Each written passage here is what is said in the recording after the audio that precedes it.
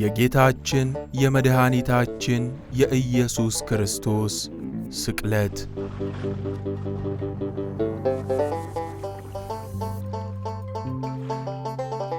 በጲላጦስ ዘመን ጌታችን መድኃኒታችን ኢየሱስ ክርስቶስ ለሰው ልጅ በገባለት ቃል ኪዳን መሠረት ትንቢቱም ይፈጸም ዘንድ መከራን ተቀበለ። ጲላጦስ በ3 ሰዓት ይሰቀል ዘንድ ሲፈርድበትም መስቀሉንም ተሸክሞ በዕብራይስጥ ጎልጎታ ወደ ተባለው ቀራንዮ ወደሚባል ቦታ ወጣ። የዮሐንስ ወንጌል ምዕራፍ 19 ቁጥር 17።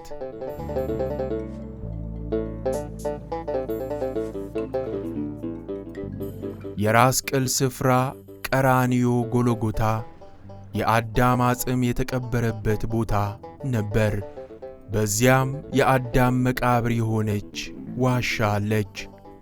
የመስቀሉንም እንጨት በዚያ በምድር መካከል አይሁዶች ተከሉት።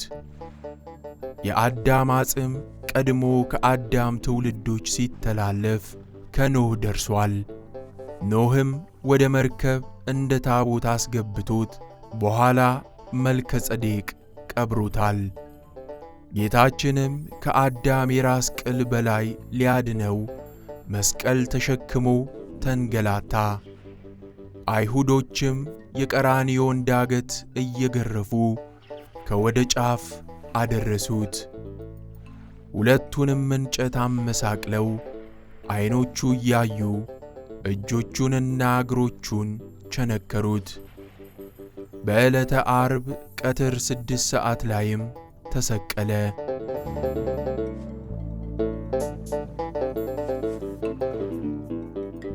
ጌታችን የተሰቀለበት ሰዓት ፀሐይ በሰማይ መካከል በሆነ ጊዜ የጥላ መታየት በሚጠፋበት ወደ ሰው ተረከዝም በሚገባበት ነበር።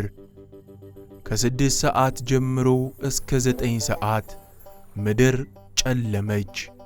ፀሐይ፣ ጨረቃ፣ ከዋክብት ብርሃናቸውን ከለከሉ። ምክንያቱም የፈጣሪያቸውን ዕርቃኑን ይሸፍኑ ዘንድ ነበር። ቀትርም በሆነ ጊዜ ፀሐይ ጨለመ፣ ምድርም ሁሉ እስከ 9 ሰዓት ድረስ ጨለማ ሆነ። የማርቆስ ወንጌል ምዕራፍ 15 ቁጥር 33። በ9 ሰዓት በቀኝ የተሰቀለው ወንበዴ ስለ ጌታችን በሰማይ 3 በምድር 4 ተአምራትን ሲያደርጉ አይቶ በእውነት አምላክ እንደሆነ አመነ። አቤቱ በመንግሥትህ በመጣህ ጊዜ አስበኝ ባለ ጊዜ በግራ የተሰቀለው ዳክርስ ግን እስቲ አምላክ ከሆነ ራሱን ያድን ብሎ ተዘባበተ። ፈያታዊ ዘየማን ግን እኛስ በበደላችን ነው የተሰቀልን፣ እርሱ ግን ምንም ሳይበድል ነው፣ እንዴት በአምላክ ላይ ክፉ ነገርን ትናገራለህ ብሎ ገሰጸው። ፈያታዊ ዘየማንም ጌታችን በጌትነት መንበረ ጸባዖት ሆኖ ታየው። እርሱንም አይቶ ተዘከረኒ እግዚኦ በውስተ መንግሥትከ ቢለው ጌታችን ዮም ትሄሉ ምስሌየ ውስተ ገነት ብሎ ደመ ማኅተሙን ሰጥቶታል። በኋላ ገነት ሲገባም መልአኩ አንተ ማነህ? አዳም ነህ?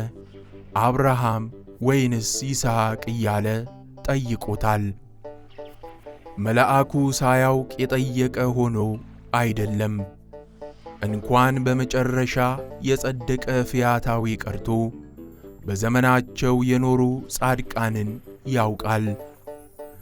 አዳምን፣ አብርሃምን፣ ይስሐቅን ሳያውቅ ቀርቶም አይደለም። ነገር ግን ሊቃውንት ሲተረጉሙት አዳም ነህ ማለቱ የአዳምን ያህል ሥራ አለህን? አብርሃም ነህ ሲለው ደግሞ የአብርሃምን ያህል ሥራ አለህን ለማለት ነው።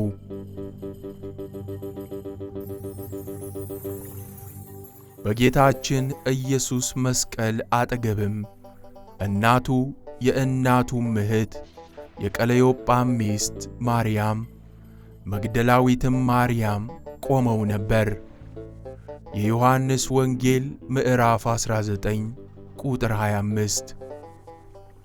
እነርሱም ማርያም መግደላዊት፣ የታናሹ የያዕቆብ እናት የዮሳ እናት ማርያም፣ የዘብዴዎስም የልጆቹ እናት ሰሎሜም ነበሩ። የማርቆስ ወንጌል ምዕራፍ 15 ቁጥር 40።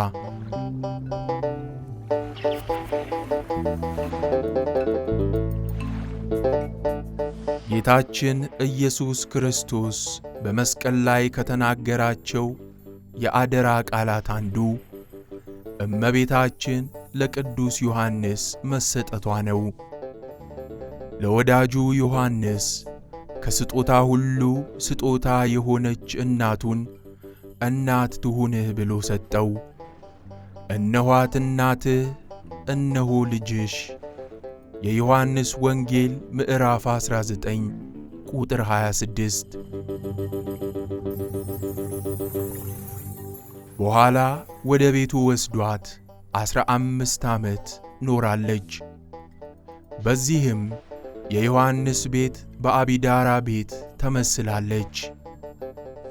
እመቤታችንም የሚያጽናናትን ወዳጁ ዮሐንስን ሰጥቷታል። የእመቤታችን ለዮሐንስ መሰጠት ቀድሞ በሙሴ አንጻር ጽላቷ ለሕዝቡ ሁሉ እንደተሰጠች፣ በዮሐንስ አንጻርም እመቤታችን ለሁላችን ለምእመናን ተሰጥታናለች።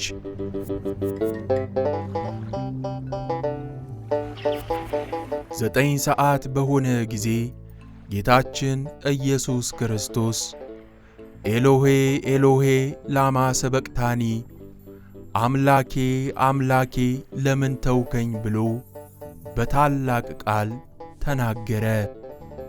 የማርቆስ ወንጌል ምዕራፍ 15 ቁጥር 34። በዚያም ቆመው የነበሩት አምላኬ አምላኬ ለምን ተውከኝ የሚለውን ድምፅ የሰሙ ኤልያስን ይጣራል እያሉ አሙት፣ ክህደትንም ተናገሩ። ያን ጊዜ አንዱ ወታደር ሮጦ ሆምጣጤ የሞላበት ዕቃ ተቀምጦ ነበርና በሰፍነግ ሞልቶ በሂሶጵም አድርጎ በአፉ ውስጥ ጨመረለት።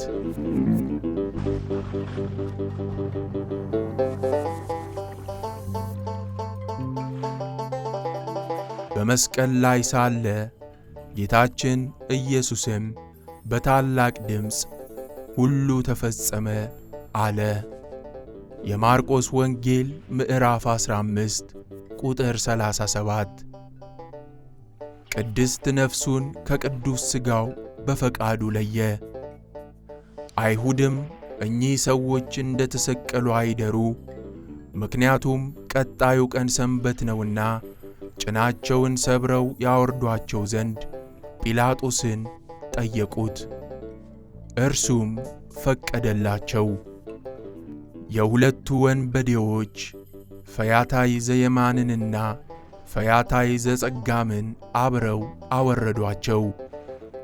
ከጌታችን ዘንድ ቢቀርቡ ፈጽሞ ሞቶ አገኙት።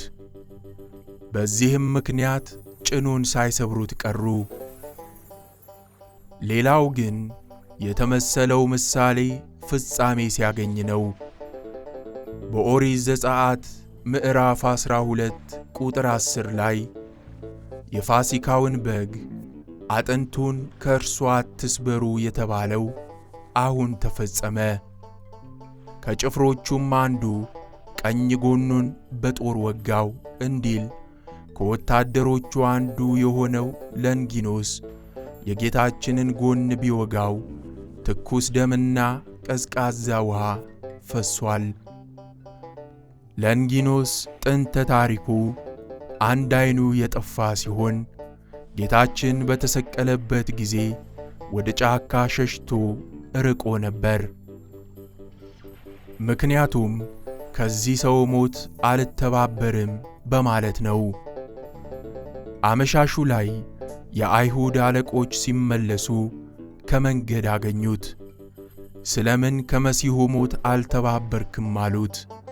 እርሱም ምንም ስላላገኘሁበት አላቸው።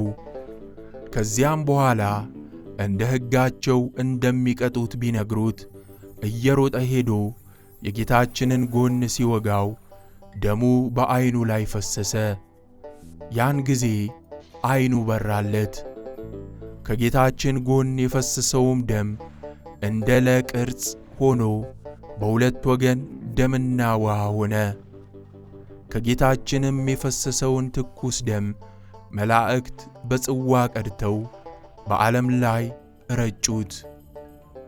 ይህ መሠረት ሆኖ ዛሬ ቤተ ክርስቲያን የሚታነጸው የጌታችን ደም የነጠበበት ነው።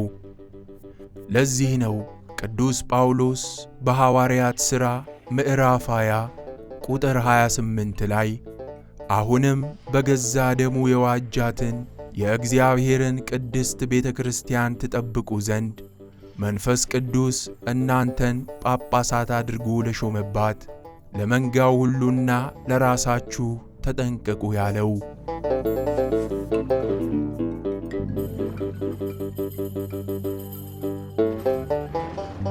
ከጌታ ጎን የፈሰሰው ውሃ ደግሞ ምዕመናን የልጅነት ጥምቀትን ስንጠመቅ ውሃውን ካህኑ ሲባርከው ማየገቦ ይሆናል።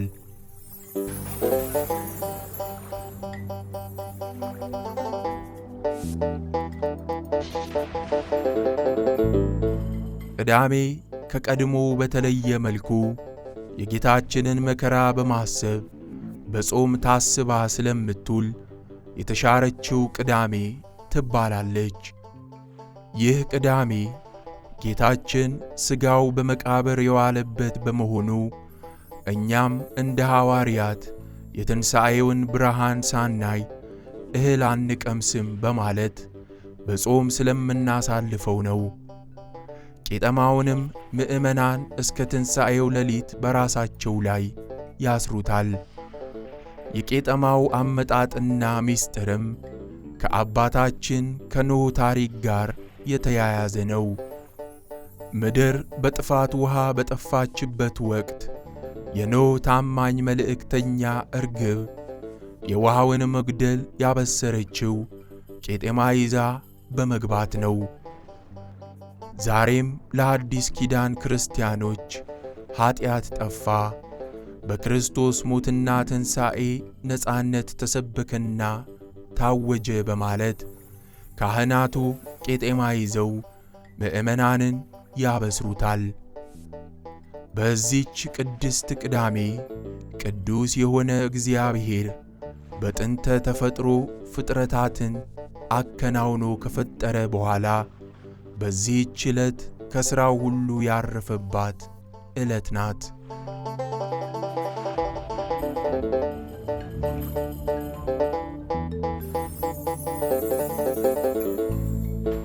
ጌታችን የተቀበረበትም ስፍራ ለተሰቀለበት ቦታ አቅራቢያ ነበር። ዮሴፍ ከኒቆዲሞስ ጋር ሆኖ ጌታችንን እንደ ፍጡር በሐዘንና በለቅሶ ሲገንዙት የጌታችን ዐይኖች ተገለጡ። እንደ ፍጡር ትገንዙኛላችሁን? በሉ እንዲህ እያላችሁ ገንዙኝ። ቅዱስ እግዚአብሔር፣ ቅዱስ ኃያል፣ ቅዱስ ሕያው አላቸው።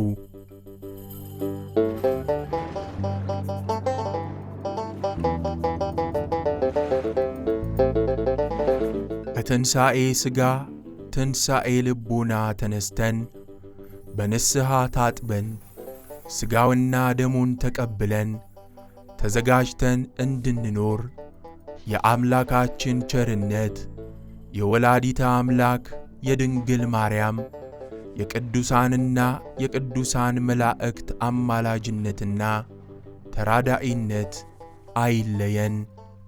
አሜን።